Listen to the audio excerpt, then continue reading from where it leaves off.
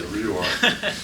Eric was just in, had a nice statement saying he can't make the same mistake, took ownership for it. So you just want to follow up with your thoughts? Well, he's a good kid.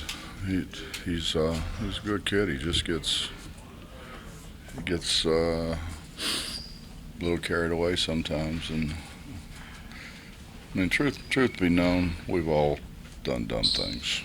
We're all at least fairly intelligent people that make mistakes. He made a bad mistake. So you acknowledge it and move on. So move on. Kansas without Keedy, how does this change what you guys can do? Well, I've said from the beginning I think he's the best on-the-ball defender in our league, which says a lot. And so that puts a lot of pressure on the guys that are filling in for him.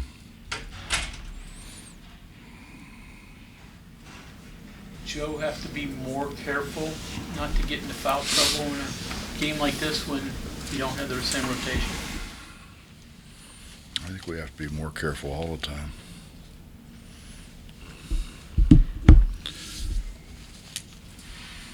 I could expound a lot more, but it would get me in trouble.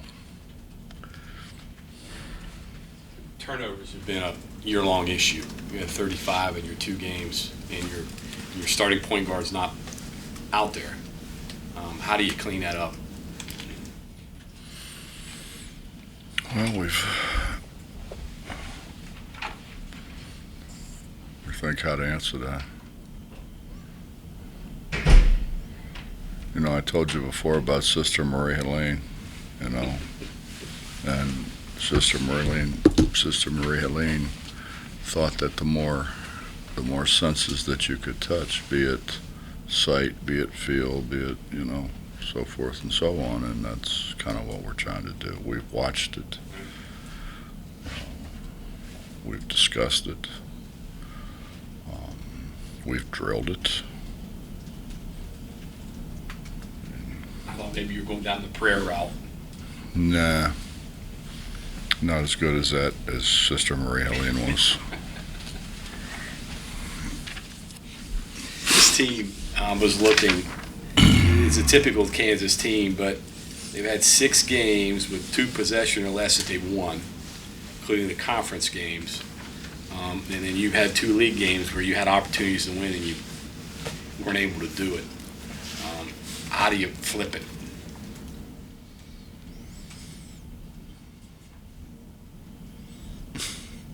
There's a lot I could say, but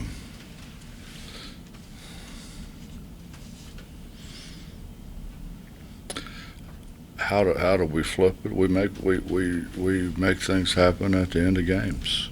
I mean, how did we flip it when we were really good and made the run? We did it by guys making shots. We did it by a 5'8" guy guarding a 7-foot guy who had him outweighed by almost 200 pounds. Deshaun Butler made big shot after big shot after big shot. We've got to have people step up. And I think we have to do a much better job of valuing the ball.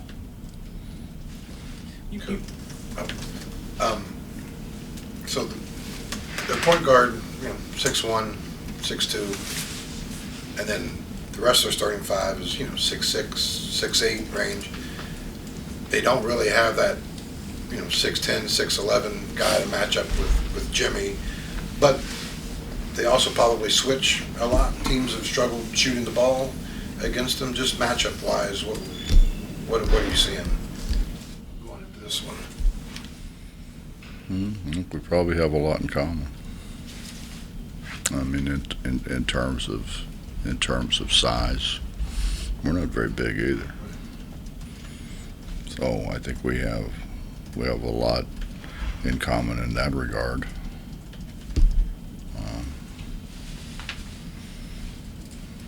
We've got to cut down the dumb things, and we've got good enough players that they shouldn't be doing the dumb things that's happening. You know, the forced passes, the bad passes, the defensive breakdowns, you know, those kind of things really need cleaned up. And I think it's a lot harder when you bring a whole bunch of guys in, not a whole bunch, but enough guys in that are coming from different environments, different ways of doing things. And then you're asking them to do it our way. And they've been doing it another way for a while. You know, neuromuscular integration is muscle memory. And you know, the better your muscle memory, the more successful you're going to be. So you continue to do it and do it and do it, and it doesn't happen overnight. In terms of Jimmy, does he, I mean, this is probably going to be one of the few games where, you know, he's not going up against another 7-footer, 250, 260. Is there an advantage with him in there, as long as he can stay in the game, I guess? Well, I think I can say this without being in trouble. There's more than 10 guys out there deciding the game. So, I mean, it has a lot to do with that. Bob, you've seen 2 games in the league now. Is this league going to be simply a matter of survival? I mean, it doesn't look like there's anybody that's dominating. It looks like everything's going to go to the wire almost, except maybe for Texas. Well, think about this. Our league's 16 in the net. Baylor's 0-2, and they're ranked in the top 25 in the country. They're 0-2 just like we are. Texas Tech's 0-2 and had won 27 in a row at home before they lost to Kansas. Oklahoma's 0-2 with 2 losses by a total of 4 points. We lost 2 road games that got away from us in the end. Kansas State scored 116 points against Texas. Big 12's average ranking in the net is 26.8. That's far and away the best. The closest to that is 60.1. That means we are playing in the best league in America against the best people in America that are coached by the best coaches in America. And we've had every opportunity to win, and we didn't finish the games. That's on all of us. They ran a graphic during the Oklahoma State game I thought was interesting.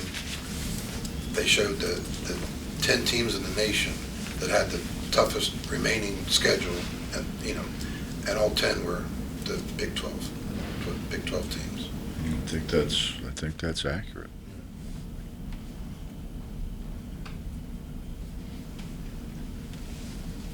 I mean, I have thought back about the other leagues that I've been in, and I've been blessed, man. I've coached against what people consider the greatest coaches of all time. I've coached against them. I just didn't do it game after game after game after game after game. Bob, that stuff there, therapeutic at all? Part of it may be like obvious, but I wonder if you don't want guys thinking about that, like, it's going to be hard and we might lose one because it's so hard, but also maybe it helps looking around saying this whole league is kind of as good as everything. Is it what, therapeutic? What? So, I mean, just what you read right there. I mean, you're 0-2, but as you said, very close, and very good teams are going to be 0-2 in this league, but also maybe that makes guys take it easy knowing it is going to be so hard. Mike, I detest losing. I detest it. I've never been a loser. I've never accepted losing.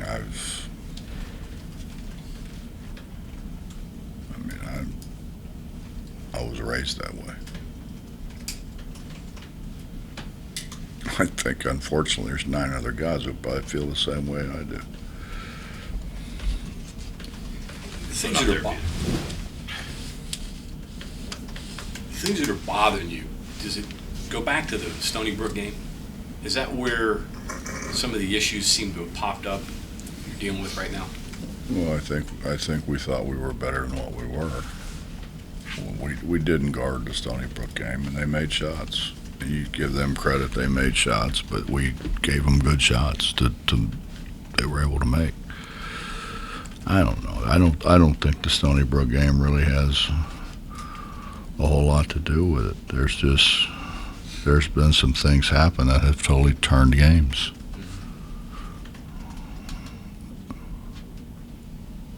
I mean, and it's, you have to really look at the film and study the film to see where some of those took place and from whom. What have you seen from the development of Sumnick lately? You seem pleased with his effort the other day. Well, first of all, Pat's an extremely, extremely intelligent kid. He's in aerospace engineering. He's a smart dude.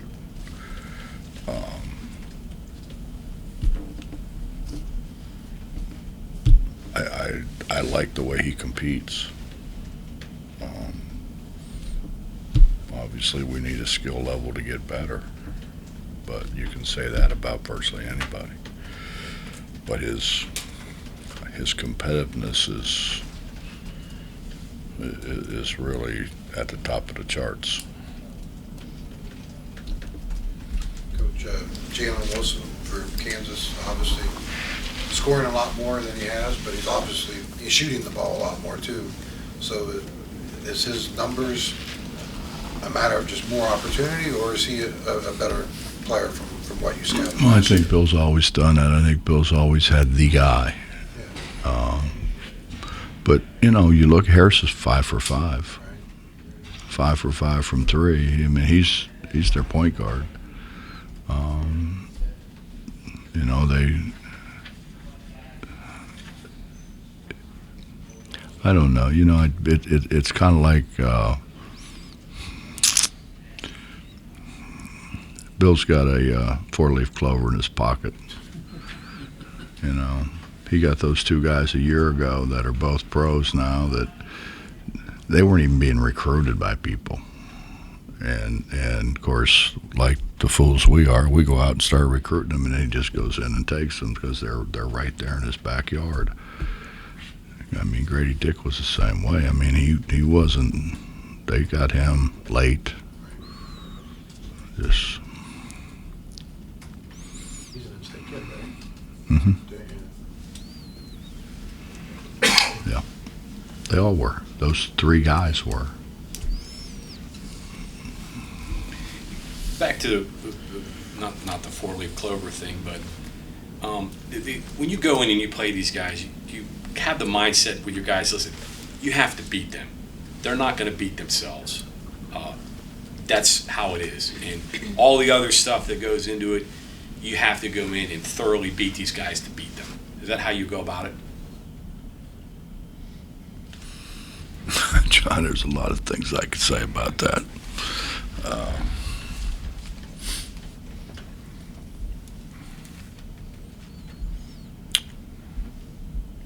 Yeah, you got to beat them, but you need some breaks too.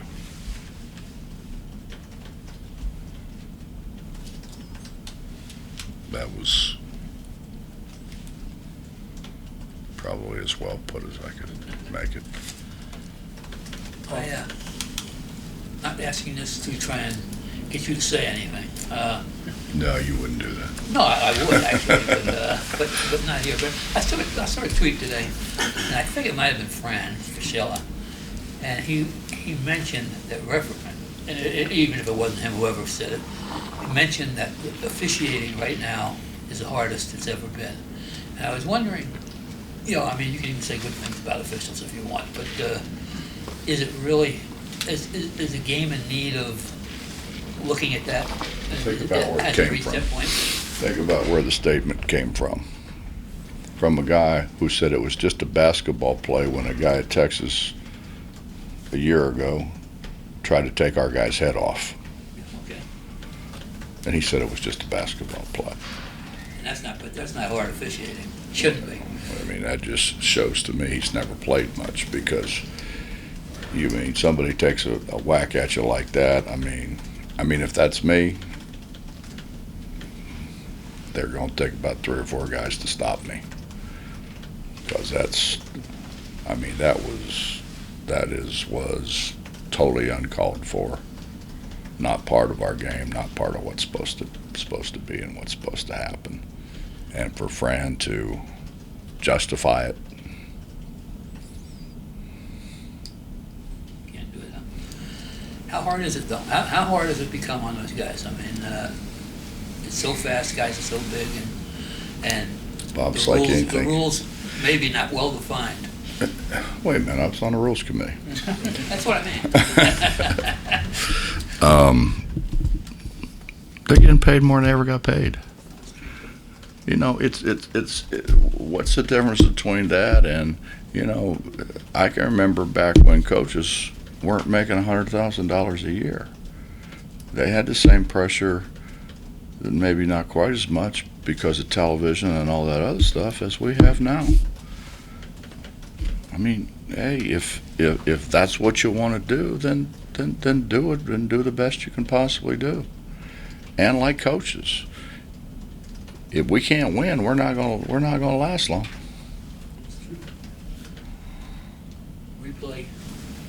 Replay, especially up on the board there, has got to be pretty tough on officials. So here I am in Ashford Corner. I can't believe that. I don't know. It's harder, probably. Yeah. I mean, it's also harder on players. I mean, we're in a world now where you don't want to do something stupid because the world's going to see it. So does that make it any different that if you miss a call, the world shouldn't see it? I don't think so. That's what they get paid for. If I screw something up, I'm going to get vilified for it, and should. And I've never bitched about it or said a word, as I think you realize. I take the blame,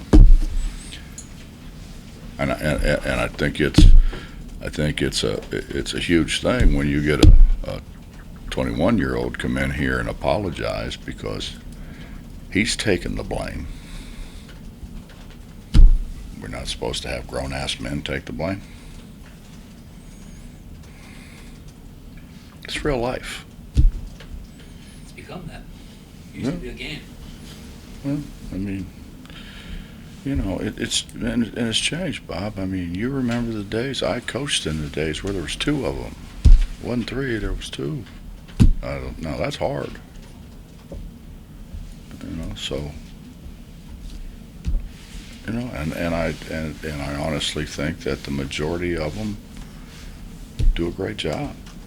You know, they work at their craft. But it's the same thing. Players aren't any good unless they work at their craft. Coaches aren't any good unless they work at their craft. Aren't they a part of the game? I mean, you can't put one foot in and then take it back out. You got to put both feet in, and they have decided to put both feet in. Deal with it.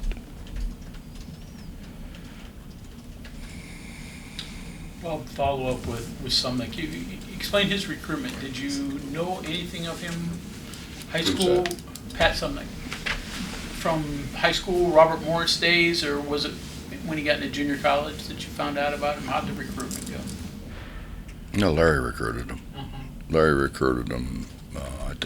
I think Larry started recruiting him at Robert Morris, and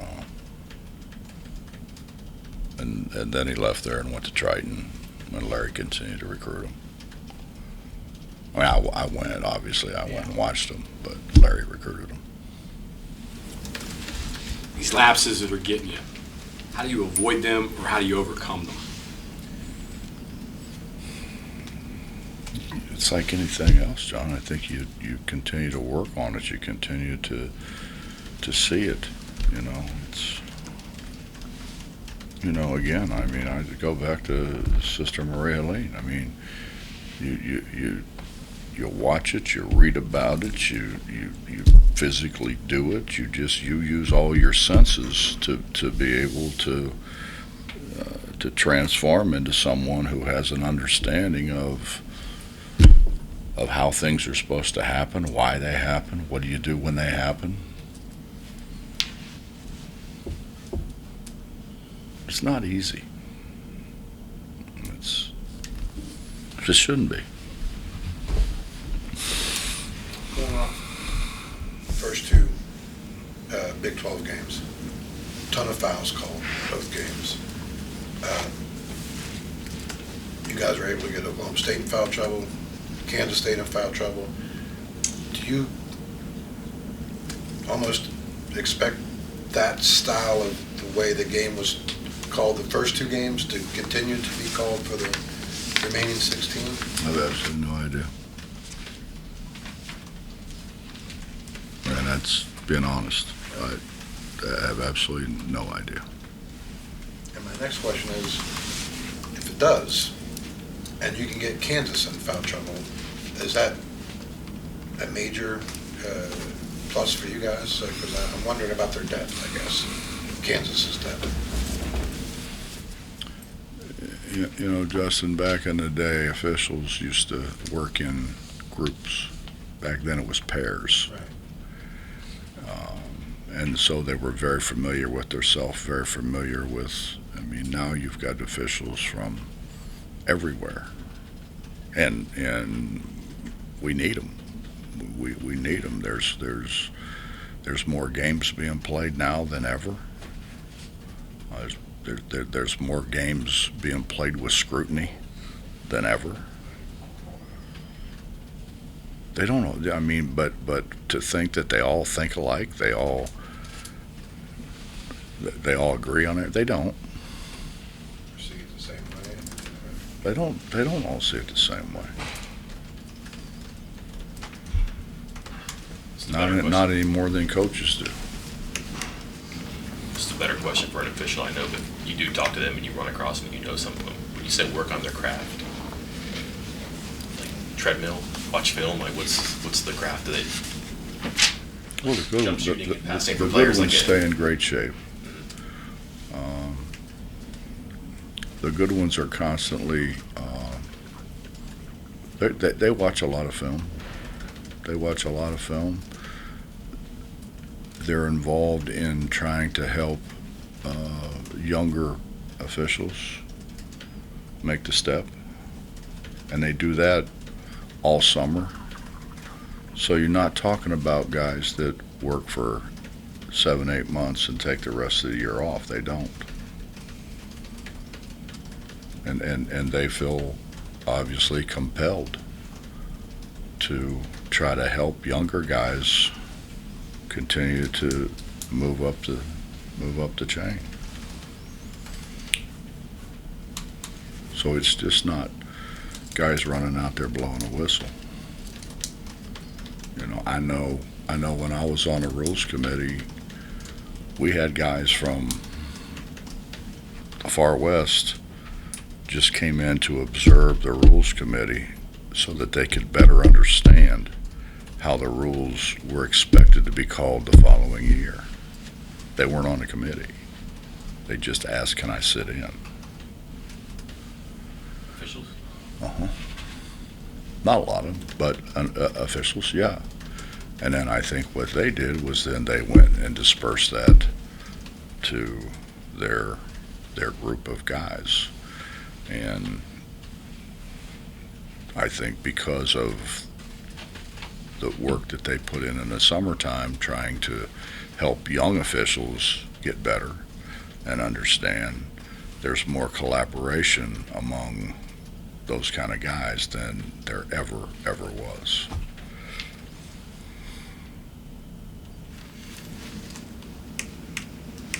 Anything else? Just one. Do you have any timeline on when you might know about Perez? I've seen a bunch of different dates floating around about Perez. I have absolutely no idea. Buggy that you don't have a bookend date. They've never given us one. So, I mean, you could look at your phone any minute now or any day now and it might be there. I doubt it. But eventually, yeah. I don't think it's going to be in the next few days. To Justin's question about their depth, the bulk of their minutes come from, I think, 7 guys. I don't know what the deal is with Pettiford. I don't know whether he's going to be available, what the situation is there. But does that help you at all with dealing with Keedy? I don't understand. Well, I mean, they don't. The bulk of the minutes come from 7 guys, and you got your point guard out, and you had issues with turnovers. And can you help them through that a little bit because they don't play as many guys? That's Bill's choice. Yeah. Keedy, without a question, and Keedy is not a rah-rah guy. He's not a big talker. Keedy is the one guy that every single guy on our club respects.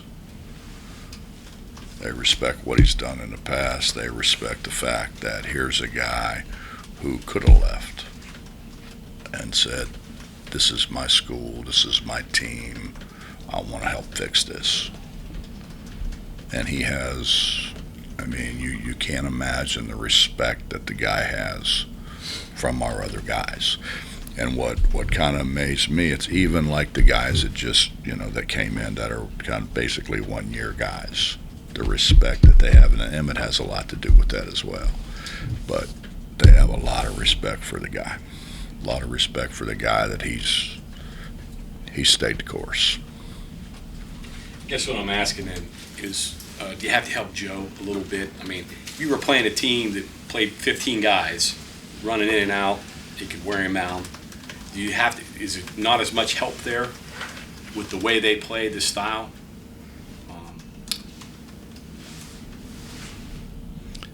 I haven't seen Joe run out of gas, have you? Okay. I mean, I honestly haven't. I haven't seen him run out of gas in practice or game. I wouldn't expect him to do it now. Coach, thank you. Mm-hmm.